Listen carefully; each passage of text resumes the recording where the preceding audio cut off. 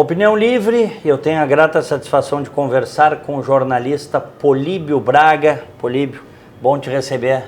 Tudo bem? Tudo bem, tudo tranquilo. Quantos anos de jornalismo? 50. Só? Tá boa essa. Não que tu... É um bocado, né? É que eu digo assim, tu és um cara que tu te confundes um pouco com a história de jornalismo da minha época no Rio Grande do Sul. Quer dizer, quando eu pensei em entrar no jornalismo, tu já era o kid no jornalismo. Na verdade, eu tenho 76 anos. Eu comecei em jornalismo com 16, então é mais de 50 mesmo. 60, então? 60. É, 60 então. 60? São 60. É. Às vezes é redondo por 50, mas é 60. Tu foste colunista de jornal há muito tempo, eu me lembro. Todos. De todos os jornais, Todos os diários que já foram publicados em Porto Alegre a partir da década de 60 para cá, todos, sem exceção. 0 Hora, antes da 0 Hora, Última Hora, Correio do Povo, Folha da Tarde, Folha da Manhã, Diário de Notícias, Jornal do Comércio, enfim. Mas trabalhei como colunista nesses, né? Mas não apenas colunista, eu trabalhei também como repórter, trabalhei como copydesk, sabe? Ele nem tem mais copydesk, não, né? Tem mais. Não tem mais copydesk. Mas eu era copydesk de uma turma boa da Folha da Tarde, o chefe de redação era o Explica para o nosso Walter telespectador o que era o copydesk. O copydesk, ele pega as matérias dos jornalistas, dos repórteres, e revisa para ver se está tudo ok. Das agências também, né? Quando também, chegavam os telex. E além disso, ele reduz ou amplia de acordo com as necessidades do espaço que o chefe de redação determinou com o diagramador para aquele espaço ali, né? Então, muitas vezes a gente tinha que reescrever tudo. A gente tinha matérias, reportagens de 4 ou 5 laudos que tinha que reduzir para uma. O copydesk também fazia os títulos. Tinha que fazer os títulos, né? Então eu gostava muito, sabe? Eu tinha uma turma boa ali na Folha da Tarde. O chefe de redação, como eu te disse, era o Walter Galvani. De redação era o Walter Galvani.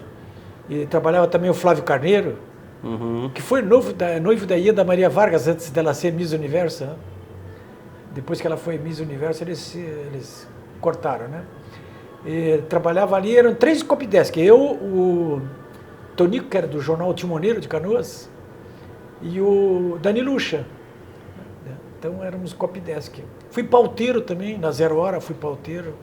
Pauteiro também acho que não tem mais também. Pauteiro que fazia pauta, a gente escolhia os assuntos do dia, distribuía para os repórteres meio o que eles tinham que fazer. Chefe de reportagem hoje. Hoje é o chefe de reportagem que faz isso, né?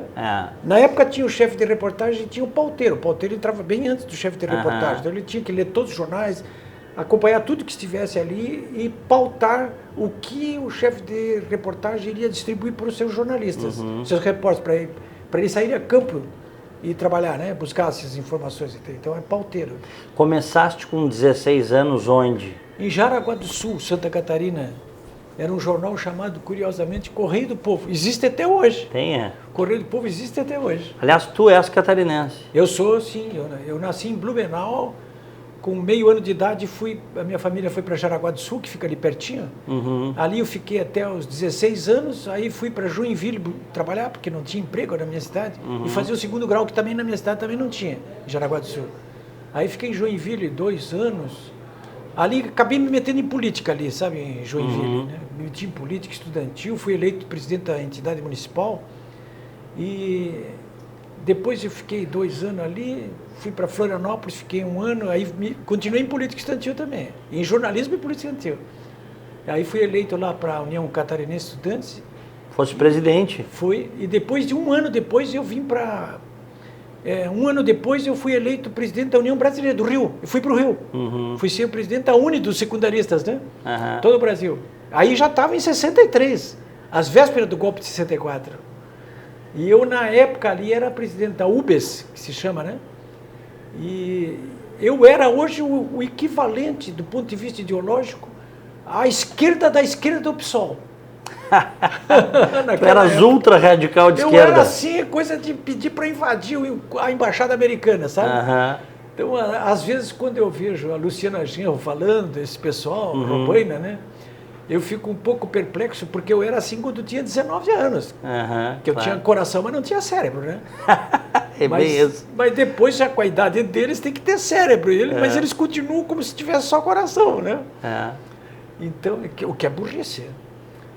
Bom, aí fiquei um ano no Rio, aí desci aqui para Porto Alegre, aqui, porque deu o golpe de 64 e queriam me prender. Então, no fim te prenderam, né? Mais adiante. Não, me prenderam, claro. Mas eu vim para cá para pegar em armas, porque o pessoal estava resistindo aqui, o Brizola, comandante do Terceiro Exército. Tá? Tipo, vou pegar em armas. Eu já tinha pego em armas em 61. Na legalidade. Aqui. Na legalidade. Mas aí nós ganhamos. Aí em 64, vou ganhar de novo, vou ser governador de Santa Catarina, né? Mas aí quando eu cheguei aqui, os meus companheiros todos já estavam presos, eu estava correndo pela rua, e eu fiquei escondido aí num tambo de leite perto do aeroporto durante 3, 4 meses. É mesmo? Tanto tempo assim? Sim, porque a coisa ali, a gente não sabia o que ia acontecer, né? Não podia sair na rua, assim, vocês, né? Eu tinha medo de sair na rua e ser preso, né? Porque eu não sabia, a gente não sabia o que estava acontecendo. Porque os militares tinham ganho poder. Sabia se ia ser preso, só se ia ser morto, o que ia acontecer, né? Não aconteceu o caso de mortes, né? Nada, mas na hora a gente não sabia. E acabei ficando em Porto Alegre. Fui morar numa pensão de estudante ali na Mostardeiro. Entrei na faculdade de Direito, primeiro na Unicinos, depois na URGS. E ao mesmo tempo fazia jornalismo, na Zero Hora, na Rádio Gaúcha. Enfim, aí Revista do Globo. Claro. Aí a história tu já conhece a partir daí, né? Pois é, mas o teu livro, A Ru, né? Ou AU. É a rua, né? É o bairro onde tem a Justiça Federal de Curitiba. Curitiba, tinha um presídio lá, né? Uma prisão. Tinha uma prisão provisória do AU, mas não existe mais. Não tem mais. Que ano? Isso foi em 66. Tu tivesse lá, tu foste preso? Sim, eu fui preso ali. Ali no AU eu estive 2 vezes. Uma vez eu fiquei 8 meses e outra vez eu fiquei 1 ano e 2 meses. Preso no AU. Enquanto era julgado pela Justiça Militar da... Justamente por fazer política estudantil. Era política estudantil. Nunca tivesse também. Nenhum grupo guerrilheiro? Guerrilheiro, não. Não, nunca tive. Por quê? Muitos amigos meus estavam, sim. Inclusive, eu fui convidado várias vezes para ingressar em grupos armados, aí, porque vários amigos meus, não eram poucos, não. Praticamente todos os meus amigos estavam metidos em luta armada. Mas eu não achava correta a luta armada, sabe? Eu até costumava dizer para o pessoal lá, o pessoal que sequestrou o cônsul americano aqui, ele foi sequestrado nos fundos da casa onde eu morava, você imagina, na Dona Laura. Foi sequestrado não, houve uma tentativa de sequestro, foi baleado, né? E aí, o pessoal que estava nessa operação, muitos deles, eles moravam comigo, inclusive. Sabe? E eu me lembro que um dia de manhã, um deles chegou para mim e disse assim, olha, Políbio, nós temos uma ação aí que vai ter repercussão internacional. Você não quer participar? Eu digo, primeiro, não me conta o que é, tá? Porque se me prenderem, eu vou contar tudo. Eu não vou esperar que me batam. Cantasse a pedra. Então não me conta, porque o cara vai me matar e eu não vou poder contar, entendeu? E segundo, eu não concordo com isso que vocês estão fazendo. É isso aí. Mas isso não evitou de ser preso também, não. Eu fui preso igual. Foste preso na mesma época. Então, no todo... Pela mesma razão. Como se eu tivesse participado. Eu não tinha participado. Mas tu tinhas uma amizade com os caras? Tinha, Aí eu fui preso, fiquei de olho vendado uns 10 dias no DOPS, levando tabef, entendeu? Levasse porrada? Porrada pra valer. Fui torturado mesmo. Mas eu diria assim que é uma tortura benigna que eu sofri, sabe? Comparado com os outros, né? Que eu vi lá, que realmente esses foram torturados pra valer, né? O Índio Vargas, outros que estavam. Muito torturado mesmo. Eu vi. Eu não. Eu fiquei de olho vendado. Uma tortura psicológica, né? Mas eu nem considerava, porque... Mas é uma tortura. Mas eu acho que depende muito da pessoa, como é que a pessoa encara, né? Mas tu disseste 10 dias vendado? Sim, apanhando, né? Que coisa. Me lembro até que sabe, eu digo, no primeiro, logo no segundo, terceiro dia, tava o pessoal da Operação Bandeirantes aqui, sabe? A famosa... Oficiais do Exército. OBAN. A OBAN, oficiais do Exército. Estavam no DOPS. O delegado do DOPS era o Pedro Selig, famoso Pedro Selig. Na minha época, Pedro Selig. Ele, inclusive, me visitou ali várias vezes, eu preso, sabe? Chegava, olhava... bom, era o Pedro Selig e os oficiais do Exército estavam ali, porque, bom, era sequestro do cônsul, né? Claro. Tinha mais aí mesmo. Eles vinham ali, e eu me lembro que quando eu fui no primeiro interrogatório, um dos oficiais do Exército, então, aquela voz, aquela pronúncia carioca, né? E a gente percebia assim claramente que era um oficial preparado. Sabe? Ele pegou e disse para mim, conta tudo agora. Como conta tudo? Não, você sabe, conta tudo. Eu digo, olha, se você está falando disso aí, eu quero te dizer que eu não tenho nada a ver com isso. Achei o que todos dizem, aquela história, né? Aí ficou batendo boca comigo ali, você imagina eu bater boca com ali, né? Aí eu sei que de repente ele passou a mão na minha língua, sabe? E puxou meio metro de língua para fora. Eu nem sabia que a minha língua era tão grande, sabe? É mesmo, Bolívar? É. Aí ele disse assim, a língua dele está seca, ele está mentindo. Sabe? Eu nem sabia que o cara, quando mente, tinha a língua seca, entende? Aí, e aí? Era uma técnica. Não, mas eles viram depois que eu não tinha nada. Eu não tinha nada a ver mesmo.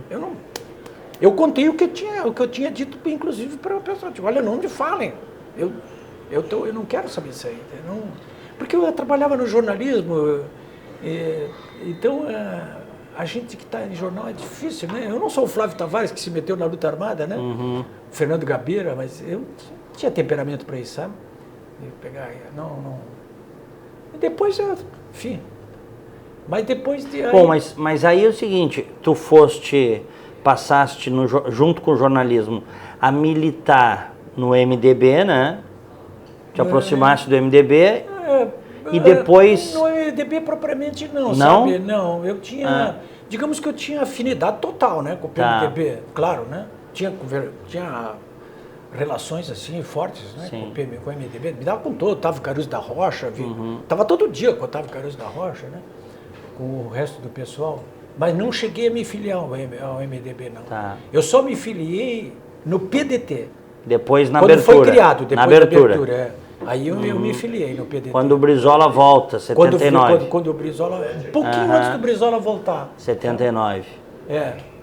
Aí eu me E por que tu te filiaste ao PDT? Porque meus amigos eram todos do PDT. Sabe aquela coisa que tu tem? Sim. Eu nem devia ter ido, viu, para o PDT, porque eu já estava meio... Tanto que dentro do PDT eu era considerado a direita do PDT. É mesmo? Claro, o pessoal... Porque quem era... A esquerda do PDT, quando eu estive lá, a esquerda era o Carlos Araújo, a Dilma Rousseff, que eram, digamos, lideranças neomarxistas. Na verdade, comunistas, né? Sim. Nunca deixaram de ser, nem a Dilma, nem ele. Carlos Araújo. Então, eles eram comunistas dentro do PDT. E tinha o Glênio Lemos... Pérez, desculpa, ele era o prefeito de Santana, né? De Livramento. Isso. O Glênio Pérez, que formava uma outra liderança pela esquerda também, mas assim, mais socialista, digamos. E aí tinha o pessoal mais de centro, que era, digamos, o Sereno Chésio, o Colares. Eles ficavam oscilando ali, hora eles se aliavam com a esquerda, hora com a direita. Né? Uhum. E pela direita estava assim, o Isaac Ayor, que tinha sido inclusive comunista, mas já estava mais para a direita. O Afonso Mota, que hoje é deputado federal, na época era meu aliado pela direita, era um homem de direita, era considerado de direita. Hoje ele é de extrema esquerda dentro do PDT, um banqueiro. É umas coisas assim que não dá para entender, sabe? É um latifundiário, ele é, né? Um fazendeiro, um homem riquíssimo, né? O pai dele foi da política, né? Quem? Pai do Afonso. Sim, eu visitei várias vezes o pai do Afonso, a família do Afonso, no Alegrete. Ele era fazendeiro, o pai dele. Era um homem, sim, trabalhista, de corte totalmente trabalhista, né? O Afonso Mota, ele vem a ser, assim, sobrinho neto do primeiro presidente do banco do BNDES, quando o Getúlio cresceu, sabe?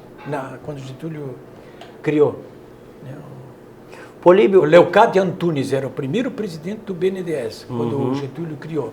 Esse Leocádio Antunes vem a ser um avô, bisavô, tio bisavô do Afonso Mota. Tu já foste, então, um homem de esquerda, né?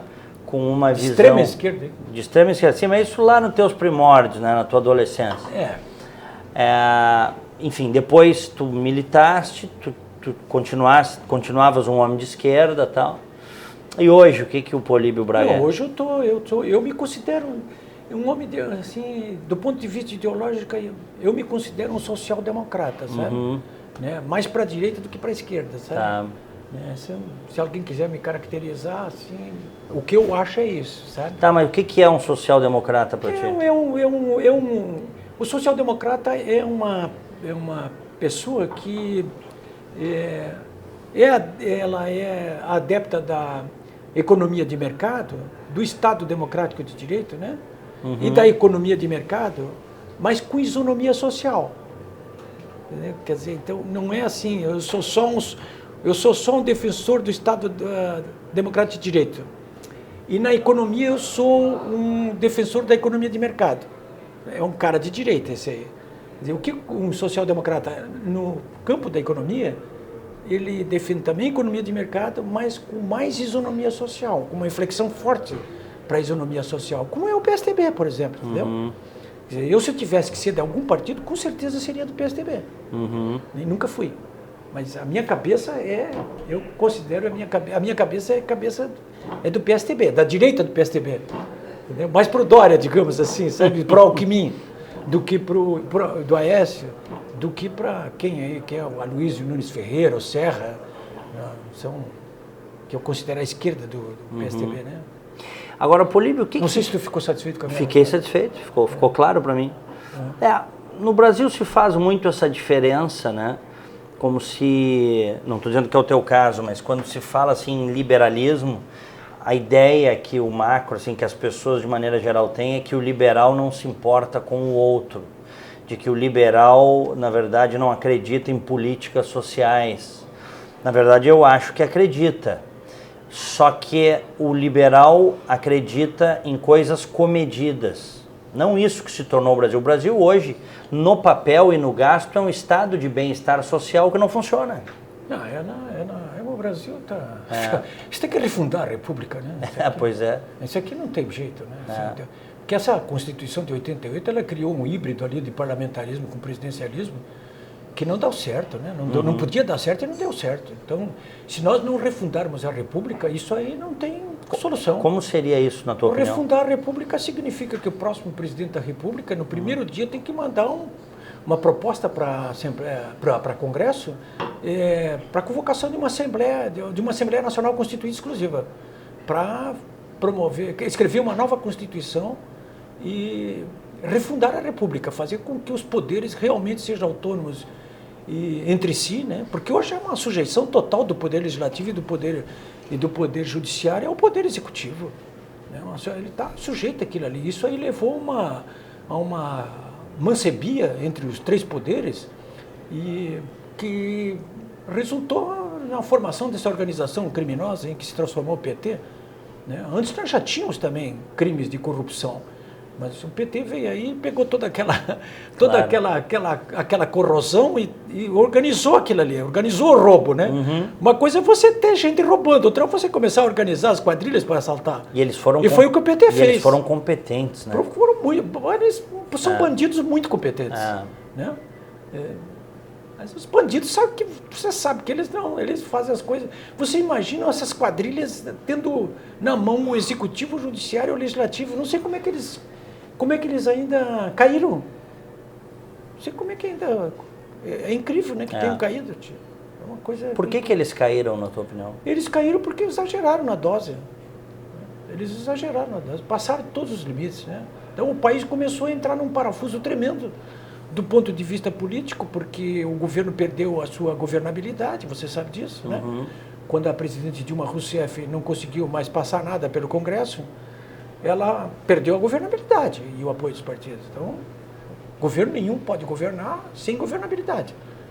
Como é que é a governabilidade? É apoio congressual. Ela não tinha mais maioria, não podia aprovar mais absolutamente nada, né? E do ponto de vista econômico, ela mergulhou o país num caos econômico. Nós tivemos aí uma recessão de 2 anos de 9% de queda do PIB. Nunca na história desse país, do ponto de vista econômico, o Brasil teve uma recessão desse tamanho. E teve com ela nos 2 últimos anos do governo dela. Então, é claro que você entra num caos político, né? E entra numa corrosão econômica dessa natureza e com 13 milhões de desempregados, derruba qualquer governo. Derrubou o governo deles. Porque não podia dar certo aquilo, né? Claro. Esse tipo de banditismo não dá certo. Mais hora, menos hora vai cair. Claro. Como é que o Lula conseguiu enganar tanto tempo e ainda, para alguns incautos, ainda engana, as pesquisas mostram, depois de tudo que nós estamos vendo aí? Pois é. O que acontece com... Eu com esse acho sujeito? que, primeiro que ele conseguiu criar um partido de massas que obedece cegamente ao seu líder, né? Isso é típico de partidos de corte autoritário, como foi o Partido Nacional Socialista, né? Partido nazista. Como foram os camisas negras do fascismo Mussolini, na Itália, como foram os comunistas do Stalin na União Soviética, né? Então, e o PT tem esse mesmo tipo de corte. Certo. O mesmo tipo de corte. Corte autoritário, um corte... aquela história que a gente fala assim, né, Diego? Olha, a gente sabe que eles raciocinam da seguinte forma: tudo que eu fizer, de bem ou de mal, que tenha como finalidade alcançar o bem do nosso povo, é válido e não é crime. Claro. Dizer, Pode tudo. Pode tudo. Pode tudo. Então eles não, os comunistas, eles não trabalham com a lógica de responder ao império da lei, da ordem, a respeitar as instituições da República, o próximo, a ética, a moral. Eles não trabalham com essa lógica. Eles têm a sua própria lógica, né? Eles têm a sua própria moral, a sua própria... Porque eles dizem que a nossa é a moral burguesa, né? Isso. A ética burguesa que precisa ser destruída, ser destruída, né? Então, primeiro que então ele conseguiu organizar esse grande partido de massas aí, como qualquer partido comunista, né? Eles são... O Partido Comunista foi fiel aos crimes do Stalin até o final. O Partido Comunista Chinês foi fiel ao Mao Tse-tung, que continua até hoje menos lá. Eu tive na China, não, eles não têm mais essa reverência. Tu também teve, né? Tive. Você notou lá que não... Sim, tá, Mao, o camarada Mao. Claro. Mas o camarada Mao, não... Não há mais não tem aquele negócio, oh, meu Deus do céu, camarada. Não. Peraí, não é bem assim. Né? O personalismo da história desapareceu. Não tem mais aquilo. Mas tinha, né? Foram fiéis. Então eles vão, o Pol Pot na Camboja, eles vão até o fim, né? Primeiro isso, né? E segundo que é um líder, o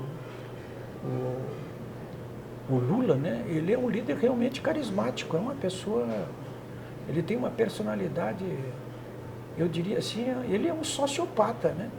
É um homem, tem esse depoimento dele, por exemplo, esse interrogatório agora para o juiz Sérgio Moro, né? A primeira impressão que eu tive ali, sabe? O segundo agora ali com o Sérgio Moro, a primeira impressão que eu tive quando acompanhei o interrogatório dele era de que ele tinha se saído muito bem, que o Moro tinha até se acovardado.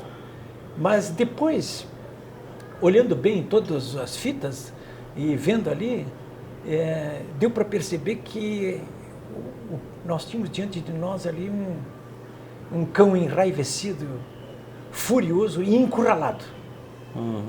Pronto, portanto, a morder, a latir, a agredir.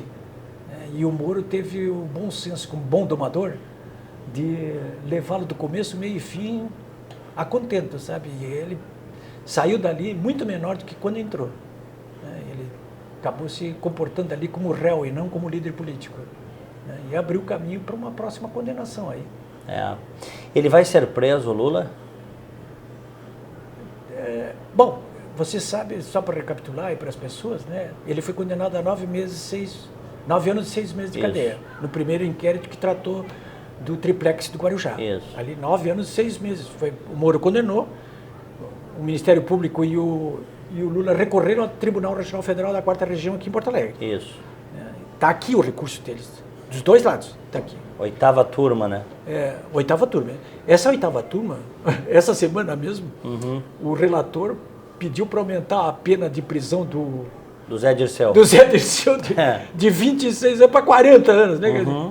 90% dos casos, essa turma aí aumenta a pena, não diminui a pena. 90% dos casos. E no caso do Lula não vai ser diferente. Então, se não ocorrer o que eu vou dizer, o TRF4 vai confirmar a sentença. Tá?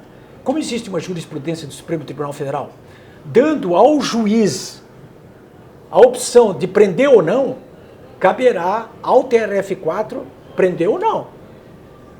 E ele vai mandar prender. O Moro? Não, o TRF4. Mas o Moro pode mandar também, né? Se o TRF4, eu tenho a impressão que se o TRF4 condenar... Sim, o Moro cabe ao Moro. Mas eu acho que é o colegiado ali também. E aí, o que tu achas? Bom, o que eu acho é que, como nesse momento está havendo uma conspiração nacional dos líderes do PMDB, quando eu falo em líderes do PMDB, eu falo no governo Temer. Tá?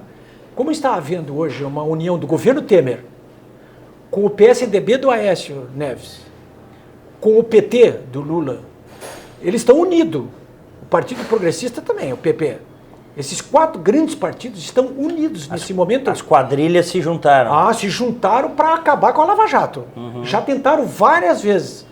Já várias vezes dentro do Congresso eles tentaram contrabandear lá propostas para reduzir o poder do juiz, reduzir isso, reduzir aquilo. E uma meu único temor que não vá para a cadeia é que numa dessa, no Congresso lá, eles aprovem alguma... Ou o próprio Supremo, hein? Eu acho até que o próprio Supremo vai mudar a sua jurisprudência, porque essa jurisprudência foi formada no ano passado por 6 votos a 5. Isso. Basta mudar um voto. O Gilmar disse que vai mudar. Que é o Gilmar Mendes, que já disse que vai mudar. O voto era o dele, o 6º. Se ele mudar, vai ser 6 a 5 e acaba. Com essa jurisprudência, acabou, eles não podem prender. Mas já tem ministro que votou contra a prisão em segunda instância que já admite mudar para ser a favor. Mas já tem um novo ministro lá, que é o Alexandre Moraes, que é do Temer, né? Que vai votar. Agora é uma vergonha a gente estar na mão desse pessoal, né? Isso é uma coisa, isso é um escândalo.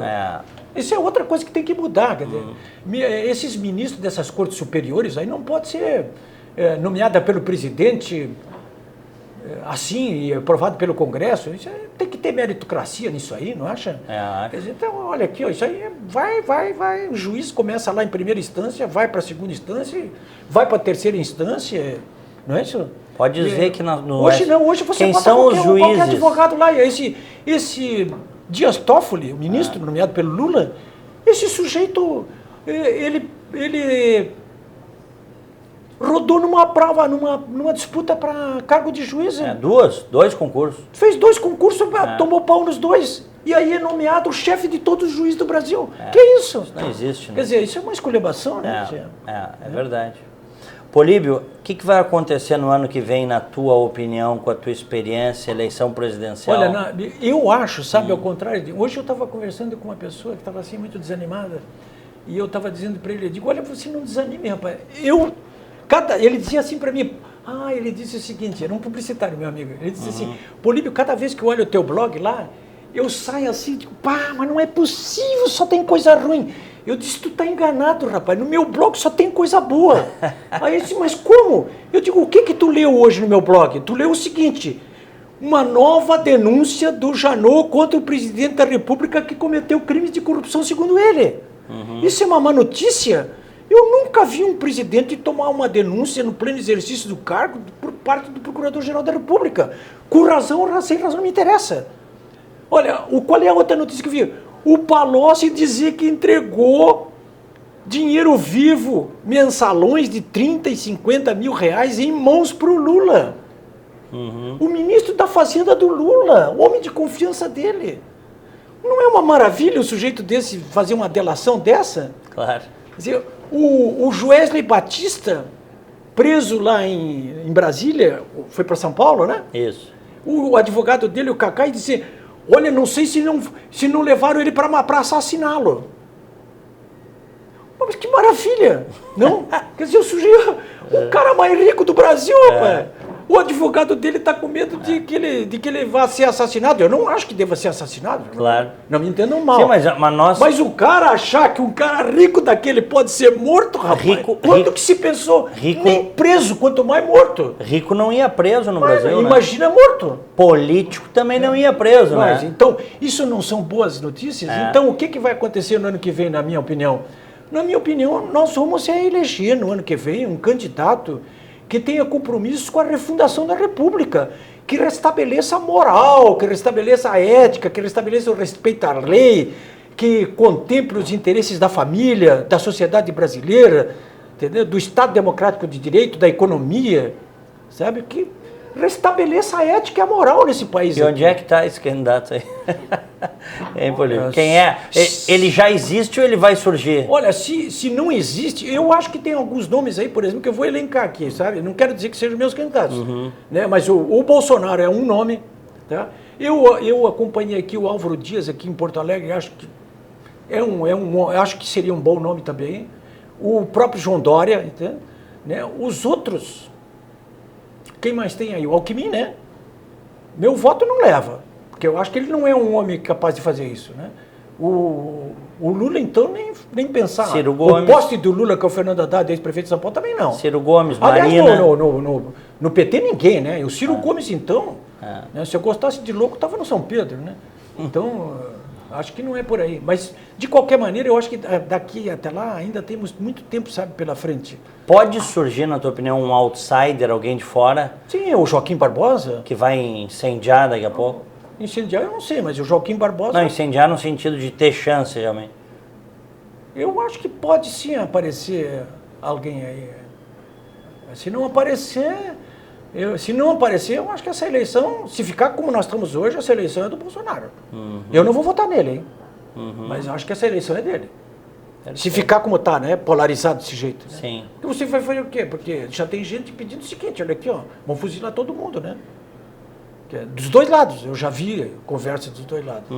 Depois do vídeo que eu vi daquela manifestação na frente do Santander ali essa semana, do pessoal que apoia o Quer Museu, né, principalmente o PSOL, os sujeitos espancando selvagemente aquele Bateram rapaz, muito né, no o rapaz Arthur aquele, Duval, né? no Mamãe Falei. Mas aquele. espancando. Bateram muito, né? Ele não estava agredindo ninguém, ele estava ali, podia até estar provocando. E daí? Assim, pela voz, pela palavra. Mas olha, um sujeito lá, um senhor, um professor, sair dali do meio daquela, vai lá dar um soco no rosto do rapaz. Dizer, a Manuela Dávila esfregando a mão na cara dele. Sabe? Não foi fazendo carinho, não. Ela esfregou a mão. Eu acho que isso é uma agressão, né? Como é que eu... Imagina se ele tivesse esfregado a mão na cara da Manuela. Estava todo o Rio Grande do Sul eriçado hoje, né? Mas ela fez isso com ele ali.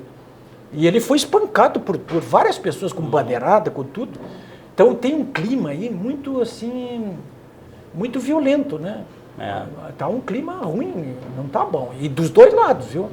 Não vai pensar que é só o pessoal do PSOL que está querendo bater nos outros, porque tem outros pessoal que está querendo bater neles também. Entendeu? Então, as coisas estão... Eu acho que não é um bom caminho. O bom caminho é a eleição mesmo, ano que vem. Eu tenho boa esperança. Políbio, obrigado. Foi um prazer. Sempre um prazer te receber, tá? Muito obrigado. Este Opinião Livre. Aí, o blog do Políbio, polibiobraga.com.br. Isso mesmo. Opinião Livre.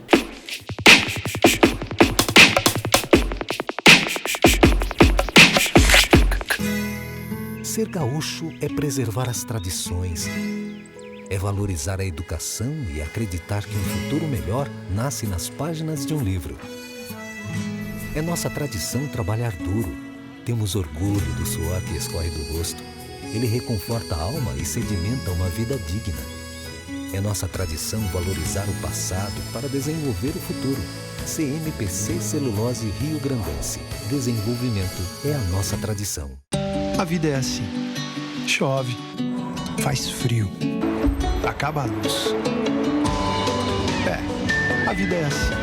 Chove, faz frio. E quando você menos espera, acaba a luz. A vida é muito melhor quando você está bem acompanhado. E é isso que inspira a Unimed a estar sempre do seu lado, cuidando de tudo para que cada um dos seus planos comece a ser realizado hoje mesmo. Cuidar de você. Esse é o plano. Unimed.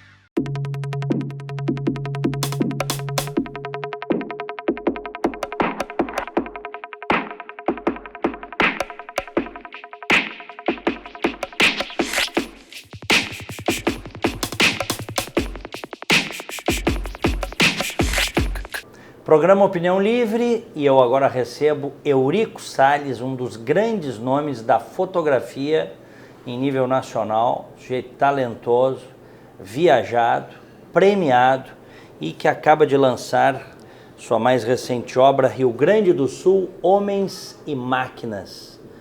Um livro espetacular sobre o trabalho. Eurico, Tudo bom bem? te receber. Como é que Tudo tá? bem? Tudo bem, maravilha. Quanto Bom tá tempo para fazer essa obra-prima? Sabe que, na realidade, isso vem desde 2012, 2011. Eu comecei com o primeiro volume, que era O Solo e o Homem, que era um livro sobre a relação do homem com a Terra. Depois, então, veio Homens e Máquinas, que é a relação do homem com o trabalho, com a ferramenta, né? E agora eu estou iniciando um terceiro que se chama Cultura e Identidade, que eu pretendo lançar ano que vem, e que daí então completa essa trilogia sobre o Rio Grande do Sul, que provavelmente é a maior trilogia, maior documento fotográfico sobre o nosso estado nos últimos anos, com certeza. Este eu comecei em 2015, e aí levei um ano fotografando, selecionando. Milhares de fotos. Milhares de fotos, viajar, ir até onde as pessoas estão, não é? Encontrar pessoas na área da indústria de diversos setores, né? Uhum. Enfim, na área do trabalho.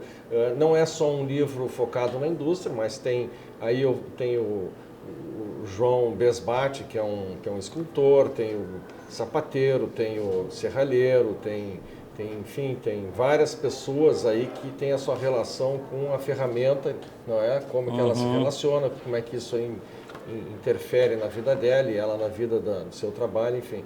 E tem a área da indústria, né? Que é uma coisa muito bonita, que tem vários setores. O setor metal mecânico, que me deu fotos assim muito bacanas, né? Principalmente lá nas empresas Randon, por exemplo, que tem essa série de soldadores, né? Que, enfim, então eu mostrei o rosto desse trabalhador, mostrei o trabalhador em ação, não é? Sem montagem, sem truque, sem nada. É o trabalhador ali no seu ato primordial, não é? Primeiro, né? Do trabalho, né? Enfim, e como é que isso acontece, né? Realmente eu acho que é uma homenagem ao trabalhador, não é? Do Rio Grande do Sul, desta área, né? Da área industrial. Da área industrial, né? Não só digamos assim, o cenário não é só a indústria, né? Mas é também a indústria, a agroindústria, por exemplo, né? Que envolve os tratores, envolve as coletadeiras, né? Que também é uma indústria, né? Claro. Mas não é só área urbana, né? Eu acho que é isso que eu quero me referir. Sim. Não, eu vi aqui, tem trabalhadores em máquinas agrícolas, sujeito com a motosserra, o cortador do reflorestamento. O cara isso aqui é carvão, né? Mineiro, nas minerações do carvão. Candiota. Carvão e calcário, né?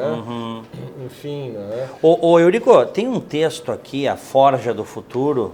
Do Renato Dalto, que é o meu companheiro nesse trabalho, né? Um jornalista, escritor. Excelente texto, por sinal. Excelente texto. Cumprimentos a ele. Ele diz aqui, olha que negócio interessante. O mundo do futuro, dizem alguns historiadores e especialistas, vai depender do entendimento de que toda riqueza depende da humanização, civilidade e sustentabilidade. Ou seja, vai continuar dependendo do homem. Do homem, exatamente. Do homem. Essa é a relação do homem com a sua ferramenta de trabalho. Porque eu começo aqui de uma maneira muito rudimentar, digamos assim, no fogo, né? A gente começa na serralheria, começa, não é, no cara que no cuteleiro, não é, enfim, a origem de tudo começa quando o homem consegue dominar o fogo, não é? Aí começa a sua relação com a sua ferramenta de trabalho, né? Quando o homem domina o fogo, não é, ele então começa a dominar as suas ferramentas, né? Enfim, cuidado do teu telefone. Então, aqui eu tenho o marceneiro, né? Então começa por aí, é uma relação intensa. Vamos né? mostrar aqui, eu faço questão de folhear e mostrar aqui para os nossos, para quem está nos assistindo, os nossos telespectadores. Esse é um marceneiro. Né? Vamos lá, eu vou abrir aqui. Um marceneiro aqui de Canoas, e ele faz figuras para igrejas, não é? Ele trabalha com entalhe, né? Entalhador, né? Então ele faz figura, ele é um artista, né? Inclusive esse rapaz, ele veio do Uruguai, e está há muitos anos aqui. Ele me contou que grande parte hoje do trabalho dele de entalhe é voltado para figuras sacras, né, para igrejas, né, enfim. Estamos aqui. Aqui tem o texto. Opa, aqui tem o texto esse que eu tinha referido. Aqui tem uma marcenaria, né? O sujeito trabalhando com o molde da madeira, né? Enfim, são pessoas que... Eu acho que essa relação do homem com a sua ferramenta é uma relação muito lúdica até, né? Porque é a riqueza do trabalho, né? É a máquina que faz a vida girar, né? Que faz a vida andar, né? Então eu estou muito satisfeito com essa documentação do Rio Grande do Sul, não é? E agora então eu parto para o terceiro volume, que é o Cultura e Identidade, que aí então eu vou retratar as etnias no Rio Grande do Sul, os italianos, os espanhóis, os alemães, portugueses, né, os japoneses, poloneses, né, e as colônias de poloneses no estado, né, enfim. E é um trabalho muito rico, assim, para mim me dá a possibilidade de viajar, de conhecer essas pessoas, de chegar nas regiões, né, e ter um contato muito pessoal com cada um. Claro. Né? E o povo, esse contato é um negócio muito legal, né? Muito legal. É muito legal. Muito legal, porque me dá a oportunidade, assim, de entrar num mundo que é um mundo, às vezes, muito distante do meu, não é? E de todas as formas, né? Do homem do trabalho do campo, do gaúcho da fronteira lá, que vive lá no interior, não é? Ou do trabalhador lá que vive do seu trabalho lá na serra, né? Numa vidraçaria, por exemplo, né? E dessa questão das etnias, né? Como é que eu fui descobrir, por exemplo, como é que se dá a presença dos poloneses no Rio Grande do Sul, né? E até uma certa vez eu conversando com o meu amigo, nosso amigo Jaime Kopstein, que faleceu esse ano, né? Querido Jaime. Querido Jaime. E eu dizendo para o Jaime o seguinte: Jaime, eu descobri, pela percepção, que os poloneses cristãos que vieram para o Rio Grande do Sul, eles se colocaram lá em Tasca, ou perto de Passo Fundo, ou aqui em Mariana Pimentel, né? Por esse lado aqui, são as duas regiões que eles se colocaram, e são pessoas ligadas à terra, pequenos agricultores, são muito pobres, mas são poloneses cristãos. Todos eles têm a figura da Czestochowa, do Papa João Paulo II, né? Já o polonês, que veio para o Estado, mas não é cristão e é judeu, ele se tornou um médico, um advogado, não é? Ele tem uma vida mais urbana, não é? E tem um outro padrão e outra qualidade de vida, né? Então isso foi uma descoberta que eu fiz viajando, chegando, comparando, não é? E o Jaime realmente disse: não, realmente é isso aí que aconteceu mesmo, né? Dos imigrantes que vieram para cá, né? Sabes que eu tive a satisfação de poder estar com o Jaime no hospital lá nos seus últimos dias. Ele me falou. Ele te contou? Ele contou. E aí, no fim, marcamos de eu voltar no outro dia, não deu tempo. Não deu tempo. Mas eu recebi, eu fiquei muito feliz que a família me mandou uma caneta tinteiro. Ah, é? Ele era um colecionador de canetas, você sabe, né? Sei. Uma caneta tinteiro que ele usou durante um bom período e tal. Eles me deram de presente. E as canetas ele tinha muito carinho por Tinha. elas. E eu liguei para o Jaime numa quarta-feira e ele faleceu numa sexta, não é isso? E quando eu liguei na quarta, ele me disse que tu tinha estado lá e que ele tinha ficado muito feliz. Foi muito legal. Com a tua visita lá. Porque eu comecei no rádio, a minha paixão pelo rádio passa também pelo Jaime, né? Ouvir os programas dele na madrugada, eu adorava. E o Jaime era uma figura sensacional. Era espetacular. Onde ele estava, onde ele sentava numa mesa, ele atraía atenção, porque era aquele sujeito que tinha uma cultura. A cultura dele a gente bebia, né? Bebia, né? Vasta e sólida, né? E um cara muito equilibrado, muito ponderado, né? Com uma visão e incrível, né? Ele até os últimos dias ele tinha uma lucidez sobre tudo, muito, né? muito. E escrevendo sempre, né? Escrevendo, né?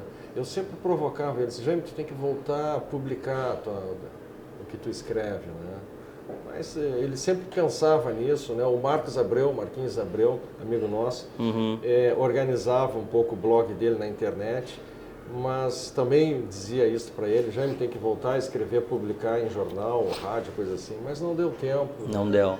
Mas eu acho que a gente pôde, né? Agora estamos falando de um amigo em comum, né? A gente pôde, acho que o Rio Grande do Sul teve muita sorte em ter um comunicador como o Jaime, né?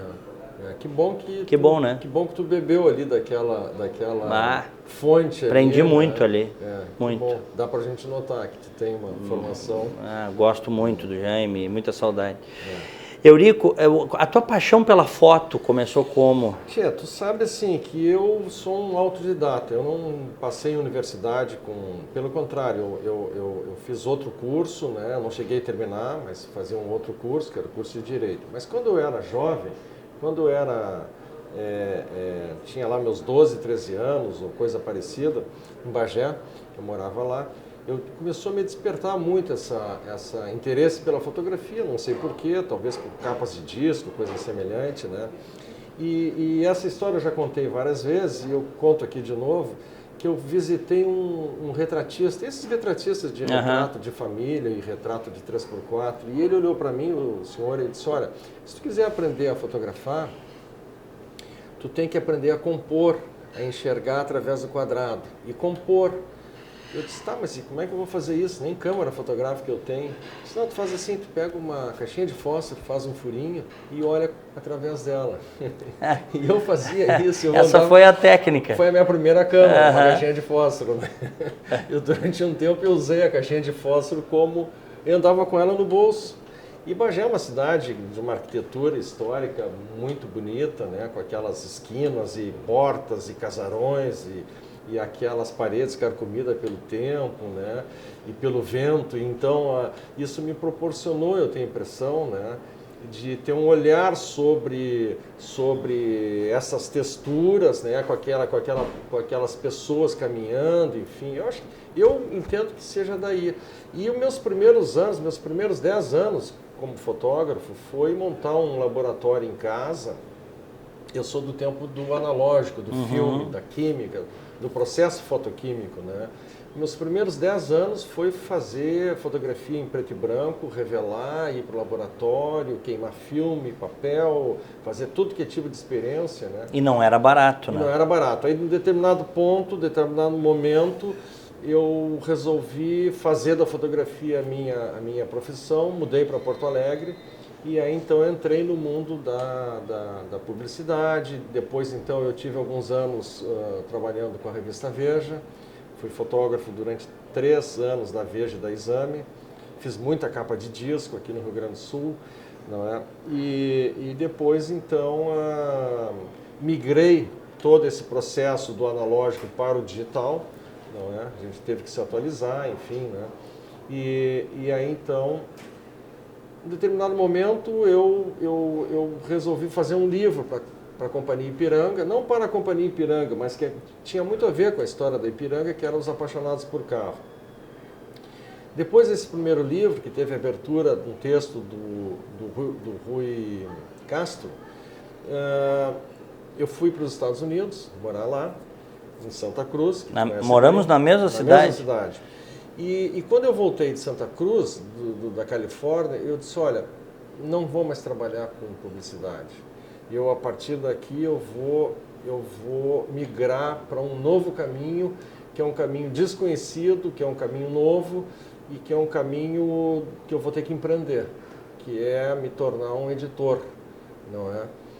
E tive que remar, e tive que batalhar, e tive que conhecer, aprender e me tornar um editor, um fotógrafo e também um editor. Também, de um lado eu tinha o meu trabalho de fotografia, do lado o meu outro lado, que é o lado gerencial, empresarial. Né? Claro. Então eu tive que empreender, não é? Eu tive esse desafio pela mudança do mercado, pela nova tecnologia, me levou a isto. Né? E eu me tornei um fotógrafo, editor, e daí então a busca dos livros, dos temas, não é? Dos projetos. Não é? Eu trabalho com leis de incentivo, né? Principalmente da lei de incentivo federal, a Lei Rouanet, que é muito debatida, enfim, né? E eu acompanho esse processo da Lei Rouanet há muito tempo, né? E trabalho sim com as leis de incentivo e, enfim, uma parte dos meus projetos eu utilizo essas leis, né? Mas esses projetos são projetos caros, são projetos longos, eu acabo envolvendo 20, 25 pessoas ao longo de um projeto desse. É um time, né? É um time. Para fazer um livro desse, qual é o peso desse livro? Esse aí deve ter uns 2 quilos. Né? Para vocês terem uma ideia, para fazer um livro deste, com a robustez, com a qualidade, com fotos em todo o estado, isso demanda tempo e gente, né? Gente, viagem, programação, planejamento, contador, divulgação, projeto gráfico, assistente, tradutor, enfim, é uma equipe grande, não é? E eu gerencio esse pessoal, não é? Eu sou um fotógrafo, mas eu sou também um gerente de pessoas, um administrador nesse sentido, né? E por isso, mas sabe que isso também é parte do teu sucesso. Tu consegues ter uma visão global do negócio. É preciso. É preciso, a gente tem que aceitar o desafio, eu não posso ficar só naquela postura, só do artista ali, contemplativo, porque isso não existe mais no mundo de hoje. Quem ficar nessa postura vai ficar para trás. Não é? Aliás, nós ainda usamos a lei de incentivo aqui no Brasil.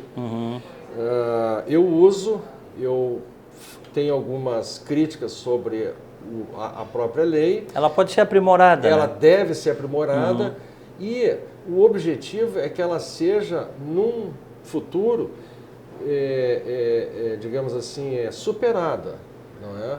Porque, por exemplo, nos Estados Unidos, eu tentei entrar lá no mundo das editoras e não existem essas leis de incentivo. Existem poucas, são leis locais. Não é? Lá em Santa Cruz tinha, inclusive, a prefeitura tem uma lei de incentivo lá. As leis, por exemplo, nos Estados Unidos, o sujeito, ele do seu próprio imposto de renda, ele diretamente ele dá para onde ele quiser e ele abate integralmente aquilo ali do seu imposto de renda. Mas eu acho que o futuro é este, a gente superar essas leis do jeito que elas são, não é? E partir para um mercado. Os Estados Unidos é mercado. Você quer fazer livro lá, tem que ter mercado. Não é? O mercado é que te dá a capacidade de fazer o teu livro circular e, enfim, né, e financiar o teu livro. Né?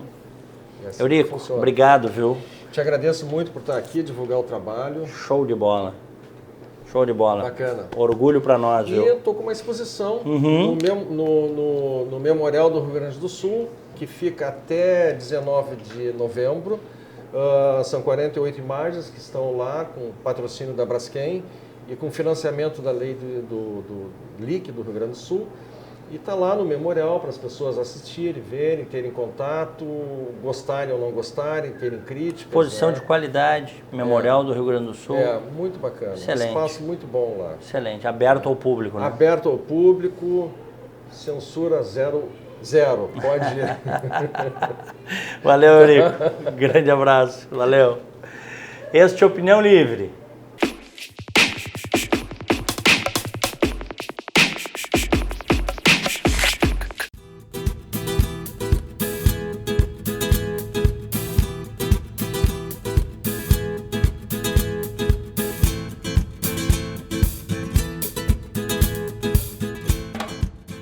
Tudo bem, Diego? Nós estamos aqui no Cindy Lojas, vamos proferir uma palestra aos lojistas do comércio de Porto Alegre, tentando detalhar a reforma trabalhista. A nossa posição é de que a reforma trabalhista é salutar, ela traz novidades, desengessa a relação de trabalho, valoriza a contratação direta entre empregado e empregador, não retira nenhum direito previsto em lei do trabalhador, mas vai contra o ativismo da Justiça do Trabalho. Quando a gente diz que não tem nenhum direito suprimido, é quando se tem como parâmetro a lei.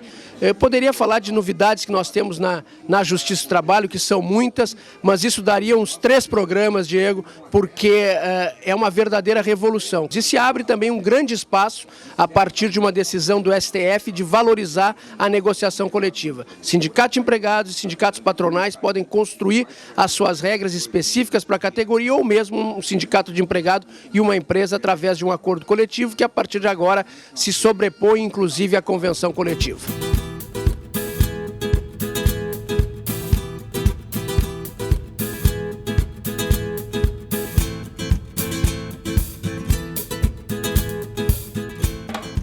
Café com Lojista, informando aos nossos associados do que se passa com a reforma trabalhista. Há muita coisa que se fala que os direitos foram suprimidos e que não tem garantias para os empregados. Ao contrário, essas garantias foram mantidas e temos algumas inovações que certamente farão que o emprego aumentará. Nós temos o final de ano agora com mais ou menos 3 mil lojas em Porto Alegre abrindo vagas temporárias para um primeiro emprego das pessoas que entram no mercado de trabalho e que poderão certamente, depois em janeiro e fevereiro, conseguir manter os seus empregos se forem bem qualificados. O Sindlojas sempre informando aos seus lojistas, trazendo o departamento jurídico com o Dr. Flávio Albino, que é uma referência em termos de Brasil em sindicalismo em relação à reforma trabalhista.